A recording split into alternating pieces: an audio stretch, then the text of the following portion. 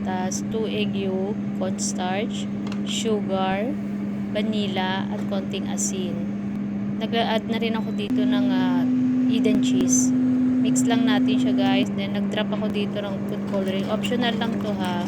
I-mix nyo lang siya ng i-mix hanggang sa makuha natin yung lapot na gusto natin. Kapag ganito na siya at nakapit na sa spatula, luto na to guys. Transfer natin siya hanggang lumamig.